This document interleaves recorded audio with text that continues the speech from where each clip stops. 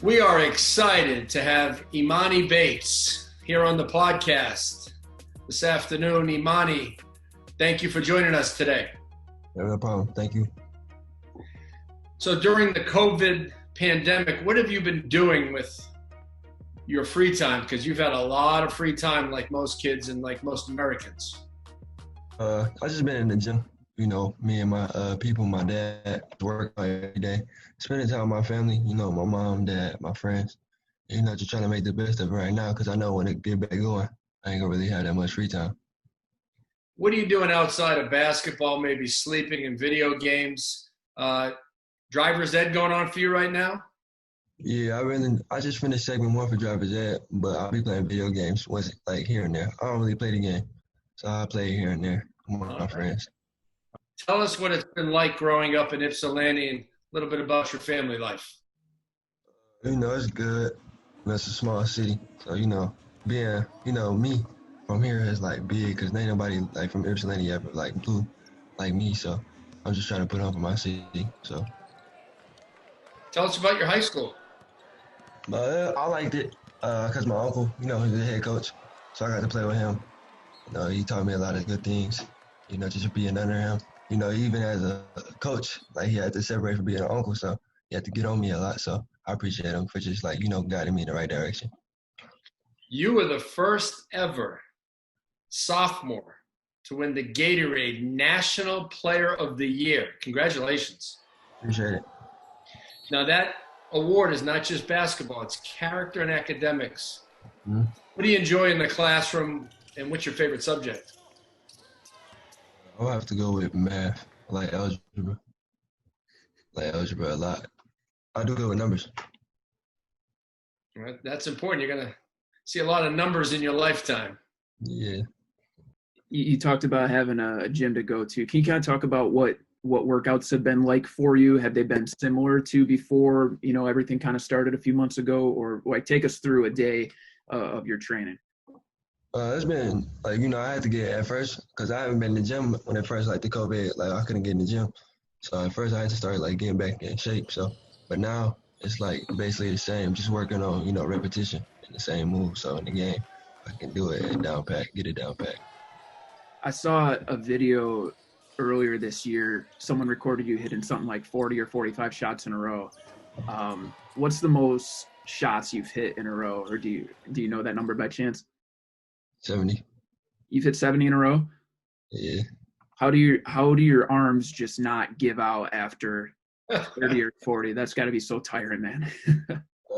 Really, like the basket got bigger, so it was getting easier and easier to shoot. Like as I see the rim, it was getting easier for me to shoot and knock down shots. So my arms was really tired. I was just seeing the ball going in. Do you like shooting off the dribble or off the pass more? Dribble. Yeah, I love shooting off the dribble. Yeah, that little hesitation move, right? Yeah. Yeah, he's got the little shimmy hesitation pull up, right? See, I got you to smile already. That's my move. I know it is. I study your game. Okay. A lot of guys grow up in the game. They play indoors. You've played outside a lot, and you still do now. What's it like to play outdoors? What has that done for your game? It give you like, you know, like I said earlier, it give you a grit side to you. Because, you know, you want to be in the gym, but some people got to, you know, just play outside, get better outside. That's what I did. So, you know, it was fun for me. Just get better and get a grit to me. That's how I am now. That's why I am how I am now on the court. How are you on the court? How would you describe yourself in maybe one or two words? A killer. That's just me. That's how I am. Always been like that since I was little, though. So. Killer on the court and kind off the court. Yeah, just a little bit. Yeah. Hey, getting back to that Gatorade Award, it's not just academics and basketball, it's character. And, you know, talking to your dad a lot recently about you, tell us the role of your parents in your life. Big for me, you know, just because there's been a lot of things at a young age I had to go through. And, you know, to have them in my corner when it, like, get rough is, like, big for me. And I'm really blessed for that because a lot of kids don't have both their parents. So it's real big for me to have both my parents in my life. So I really, take advantage of that, especially during times like this, like being the youngest to ever get that award. And a lot of people gonna hate on me and stuff like that. But my parents, they in my corner, you make sure I'm good whenever I need them. So What's the best advice your parents have given you? always be a leader, never a follower. All right, Yeah, now I'm going to put you on. I'm sorry, go ahead. that's a big quote of mine. I got it tatted on me. Like, I have a tattoo of it. My mama always told me always be a leader, never a follower. So ever since I was a kid. Which parent is the bad cop? Which one's the good cop? Uh, I had to go. I had to go with mom. As which one? Bad cop. She's on you about the academics, I heard. It's definitely. She told me about everything, What about dad? good and bad, both. That's the politically correct answer. Good job. Yeah, I can't go wrong. Do you remember your first basketball memory, Emoni, or when you first started playing? Yeah, it was at a rec center, like down from my house. I was like 8 years old, 7 years old. It was playing on little hoops. Yeah, just I always was like bigger than everybody, so like, it was easy for me. And then my dad asked me one year did I want to play up, and I did. That's when I started AAU. And then I had my first shot at the free throw line, my AAU. And I was like 9. Caught it on the free throw line, I turned and I shot it. I was playing up. That's when you knew that was going to be. Yeah, something I like, because I always like working out. So I just fell in love with working out. I just, stayed with the process. Now, a lot of folks would describe you, me included, as intense when you're on the court. Mm. You say that's fair? Yeah, most definitely. So how do you handle maybe a game that's not going your way, or when the game's over, when you lose, how do you channel that intensity? Usually, like, I'll work out, like, when I'm at home. Like, I didn't have a good game before. Like, against, like, Celine, it was a district last year. But I almost had a triple-double, but in my opinion, I didn't have, like, a good game. So I went to the gym, and I worked out. And I just did, like, I let off some steam. And then the next game, I had a great game. So I just try to, ease my mind and just get in the gym by myself and work out. You're very humble at a So, young age. You have obviously been ranked as the number one player in our ESPN rankings, and there's a lot of publicity that goes around your game. How do you stay away from entitlement and keep yourself humble at the same time? I don't really post much. Stay away from social media. Keep doing what I'm doing. Just try to get better every day. That's the main thing I have to do is just stay away from social media and focus on me. Good advice. You talked about Yeah. starting AAU around 8 or 9 years old, and now with the team with your name, Bates Fundamental, and drew lots of crowds to the circuit and the Peach Jam. Kind of describe what it's like playing. It looks like you got a great group of guys with you, and what's it like playing with all those guys who a lot of them have bright futures as well in the sport.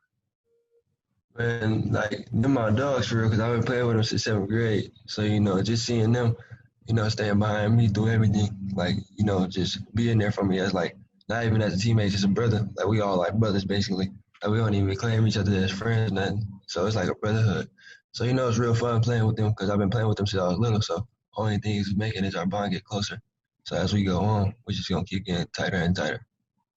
I asked this to all the guys we've had on, just if something sticks out to them, but is there a particular matchup that you've gone against, whether it be in AAU or through school, that's one of the toughest matchups that you've gone against, either one-on-one or a team? I could say a team. Probably each one teach one. When we was at Peach Jam was our last game.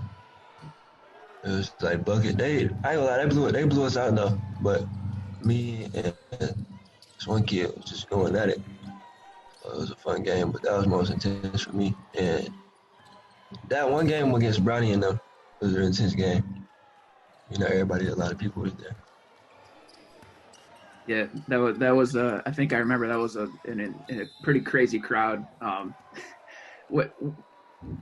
And then you play at Eastern Michigan for home games, right? Yeah. Those get pretty full when you guys play. What's it like playing at a a D1 university like that for your home games? It's fun. Yeah, it get filled. It depends who you play, but it usually get filled no matter who we play. So it's real fun though. It's real fun, especially because it's down the street. Like it's like closer to my house. So it's down the street, and it don't take that long to get there. Talked about Bronny. I've been at your games and I've seen you and Lebron have conversations. What's his advice been to you? Stay in the gym. Just stay locked in, stay in the gym. Keep being a leader. Separate yourself. What he told me. Is there another NBA or college player, someone that's reached out to you and given you another piece of advice that's really stuck out to you, or is it a lot of just kind of that keep working, keep grinding, stay in the gym type stuff? I talked to KE, and I talked to DeJounte Murray a lot. DeJounte Murray, that's like a big brother to me. I talk to him every day. I got a real good bond with him. Like that's like basically family to me. I talk to him every day, basically. But Kevin Durant, I seen him. I talked to him before. I talk to him a lot too. But they just, we have normal conversations though, like outside of basketball. So it's like it's some basketball and then outside of basketball. When you watch NBA games, is there one guy that you kind of model your game after, you like to watch film of? Kevin Durant and Ja Morant. That's like a nice combination, man. That's a good hybrid. Yeah. You put those two dudes together, right? You could have maybe the greatest player ever. Yeah, most definitely. That's been the comparison. I think a lot of people saying you have similar games as KD, but what about Ja? Do you like watching? Tense. He's not scared of nobody. No. And he go at anybody, no matter who he is, like who they is. He always play with a grit to him. I like that about him. Yeah, he goes. Who's got better ups? You or Ja Morant? Who's got better hops? Come on. Probably him right now. But as I get older, mine's gonna get better probably. And I also remember being at your games in the EYBL, and one morning was 9 a.m. game, and I saw that Michigan State staff was in full mode watching you play. It's so early in your recruitment, but schools are trying to recruit you. We know that. What's that experience been like so far, and what contact have you had with any schools so far? Really, like Michigan State been on me like the most, but like Michigan reach out here and there. I don't really hear from any other schools like that. They might call my dad, but I ain't really heard from them. Right. So, yeah, but they've been on me a lot, Michigan and Michigan State. Have you had a chance to go to one of their games? I go to MSU's a lot, and I go to Michigan's here and there. When you think about your game and when you walk into the gym, what's the one area of your game you'd like to improve upon this offseason? I'm starting to play in the post more, get easier points, like easier buckets, without having to exhaust energy, and be a better leader. I feel like I did better with that this year than my freshman year. So just keep building on leadership and getting my teammates involved, stuff like that.